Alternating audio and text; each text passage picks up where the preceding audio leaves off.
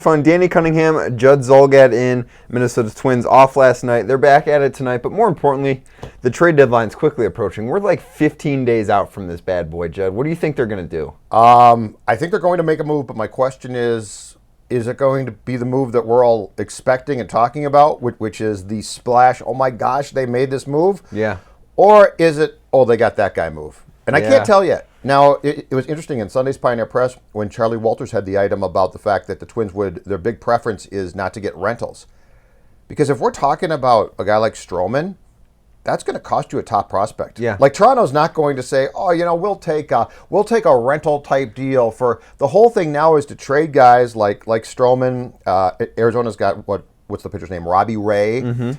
Is to trade those guys with control to get a really good return. Yeah. So Danny, I think they make a deal. I don't know if it's the splash move that we want. Well, and wanting to get a guy with control certainly screams Derek Falvey, in large part because of his history with Cleveland, and that's one of the things that the Indians have done so well in building the contender that they have. They've won a lot of trades because they've traded for guys with control, so it makes sense wanting to get someone that not only can help you now if you're the Twins, you are at the very beginning of your window of contention. You want someone that can help you in 2020, maybe 2021, potentially even 2022. Like, you're not trading to win. You are trading to win right now, right, but you're trading to win more than just right now, if that makes sense. It does. So, but my question is this. I get the strategy, and I understand it, but how much, when you have an opportunity like you have in 2019, do you also have to just pounce? Because the American League's not that good. There's a few good teams, but that's it. Like, this division next year is going to be better. I think the White Sox get in. For all we know, Cleveland might pop a little bit again, and certainly since although the Tigers and the Royals have no. Oh, they're awful. Yeah. But my point is, I don't think the American League stays this bad next year. So how much do you concern yourself directly with 2022 right now or 2021? And how much do you also say, oh my gosh, we have an opportunity, because you I think have the offense. It's a little bit up and down, but it can score runs. You have a chance to go to the World Series. Yes. And these opportunities for a team like the Minnesota Twins, Dan Cunningham, don't present themselves a lot. So how wise is that to sort of stand back and say, well, we're very worried about 2022 though? I think that 2019 is what is on the front burner, and those things are on the back burner. But if you can get something that helps you both now and later, right? But that's worth it, right? But that's at some point in time you're becoming greedy, and the problem now is, and this is not surprising, but everybody looks at what Tampa did last year. Chris Archer being traded to Pittsburgh for two players who stepped in and helped Tampa Bay immediately, and they're like, that's the secret formula. A lot of teams now are going to be like, absolutely not. Those trades are very hard to come by. I mean, there's a reason why it was a secret formula, because no one had been able to do it. Like, it's a difficult thing to pull off, you know? Trevor Bauer. Do you think he gets traded by your Indians? I do think that they're going to deal him. I also don't think that that's them waving the white flag by any stretch of the imagination. I think that they're going to trade him and try and pull off, like you just mentioned, a Tampa Bay type trade. And even if it doesn't necessarily help them this year, it could be something that, like we already talked about, makes the division that much more competitive in 2022. Yankees, you think? Yankees? Maybe. I don't have a good read. I haven't really heard much lately on that. I would love to see him there. Just in that market? In the tabloids? Oh, absolutely. Because he'd give it back to them. Yes. Like this would not be Bauer gets there and gets ripped and cowers. He'd come right. I think the team would probably despise this, but I would love to see Bauer against the Post and Newsday, because he wouldn't back down from them. Although, did you see his tweet on Kepler? Yes. That's great. The Kepler home run montage, and then put the video of him finally striking out Kepler to the Rocky theme music. That was fantastic. I loved it. But I think that Bauer, in essence, would hate playing in that market. But for a short period of time, I think it would be great fun to watch.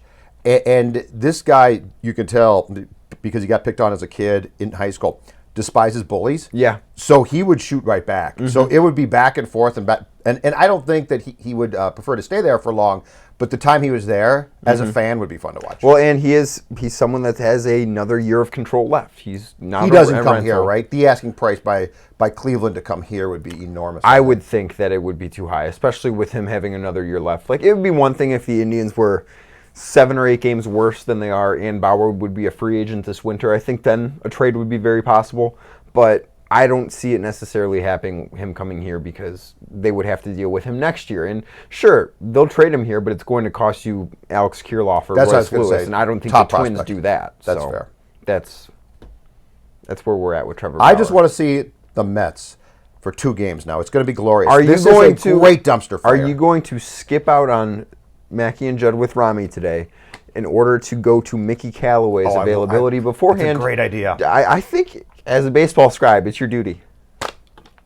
How much do you think he's going to lie today? Every day. I know, but like, is he going to answer 3 questions truthfully? I like Mickey Callaway.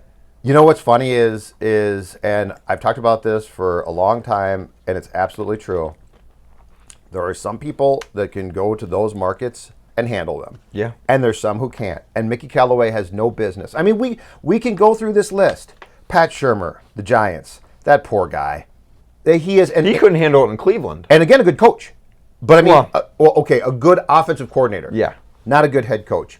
But a mess. Mickey Callaway, a mess. Adam Gaze, and that New York market is damn near impossible if you aren't wired right. And Mickey Callaway, who, by the way, the Twins people love. Falvey, well, yeah, he was the pitching coach in Cleveland, and if he had been available, if Paul hadn't got the contract extension when Callaway got hired by the Mets, Mickey Callaway, I think, would have got the job here. Falvey loves him, yeah. I think he's a good pitching coach. He did terrific things with that pitching staff. But again, just because you're a good assistant coach with a position group does not make you managerial or head coaching material. Norv Turner, Wade Phillips. We can go down the entire list of guys who are great coordinators or really successful coordinators or pitching coaches. You take that next step, man, and it's the Peter principle. What do you have for show and tell today? Okay, you're gonna be thrilled by this. I didn't show you this yet, and I will show you first. Yes. So in 1996, this is March 17th, 1996. Happy St. Patrick's Day. Timberwolves game program. A young scribe who got tickets in exchange for his writing wrote for this game program, Timberwolves game program. And look how big this game program is, too.